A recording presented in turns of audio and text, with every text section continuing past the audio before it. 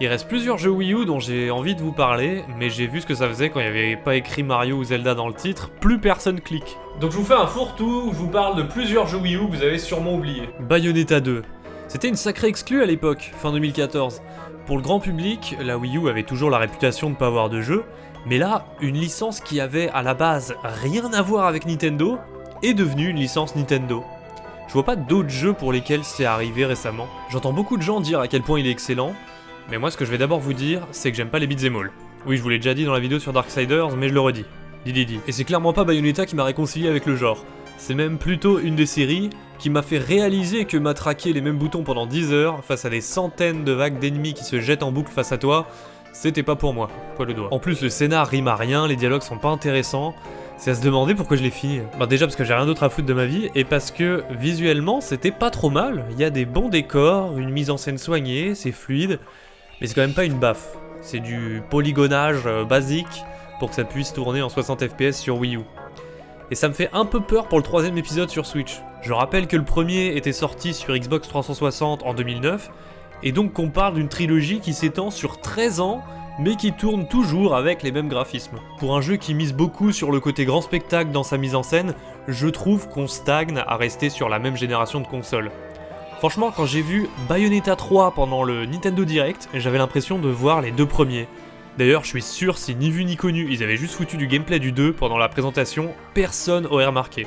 À part les psychopathes qui l'ont déjà torché plusieurs fois d'affilée en difficile. Moi, je trouve pas que Bayonetta 2 soit vraiment meilleur que le premier. Ils sont très similaires. Les graphismes du 2 sont un peu plus lumineux et chatoyants, et il y a des petites améliorations dans le gameplay, mais le 1 de son côté, j'ai beaucoup aimé certaines idées de mise en scène, notamment son final. En comparaison, le 2 m'a laissé sur ma faim. Et puis avec la vraie claque niveau mise en scène que je me suis pris sur God of War PS4, ça me semble impossible que Bayonetta 3 puisse rivaliser sur Switch en passant après. Donc ça sera sans moi. Jeu suivant, Captain Toad Treasure Tracker. Là, vous vous dites, tu vas continuer longtemps de nous parler de jeux Wii U qui sont déjà ressortis sur Switch? Non, c'est le dernier.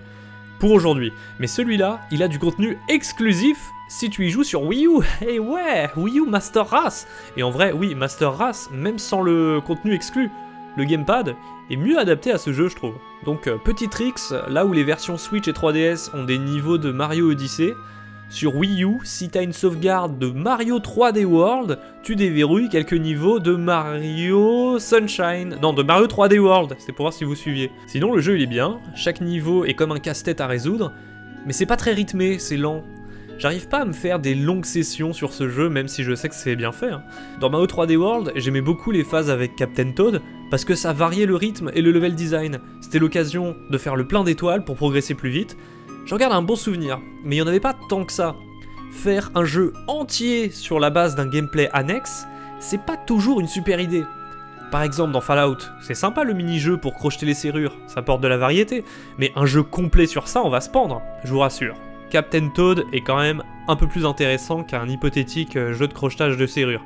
Tu vas le lancer 2-3 fois, à chaque fois tu trouveras ça bien fait, mais passer la découverte, t'auras jamais l'appel de remettre le jeu dans ta console pour continuer. Parce que là où à la base le Captain servait à apporter encore davantage de variété à un jeu de plateforme déjà très bon, le souci c'est que Captain Toad Treasure Tracker n'a pas trouvé son Captain à lui pour briser véritablement la routine de son aventure.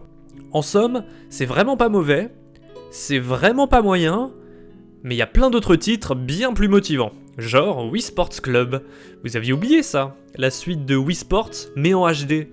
Ça a l'air inutile comme ça, mais ça se joue avec le Wii Motion Plus, donc il y a davantage de nuances, les graphismes ont vraiment reçu un petit plus en passant en HD, et c'est d'autant plus choquant quand t'as encore le premier épisode Wii bien en tête.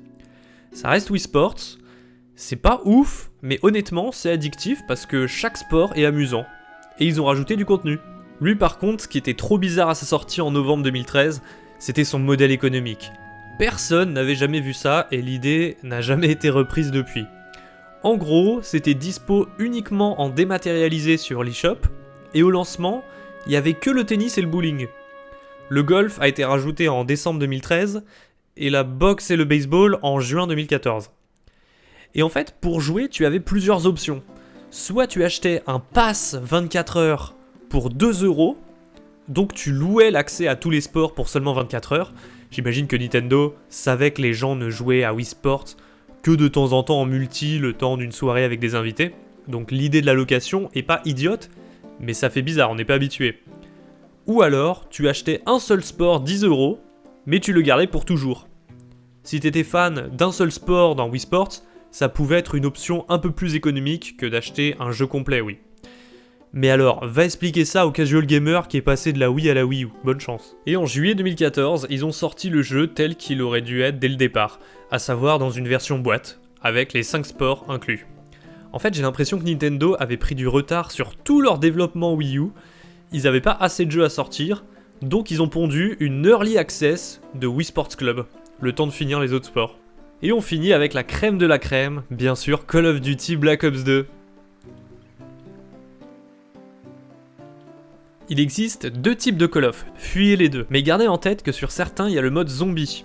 Et autant j'ai jamais été fan des FPS parce que j'y retrouve beaucoup de mécaniques de beat'em all, avance vers une zone, tue des vagues d'ennemis, avance vers une autre zone, tue d'autres vagues d'ennemis, etc., etc. Autant le concept du mode zombie des premiers Black Ops, j'ai pas mal accroché.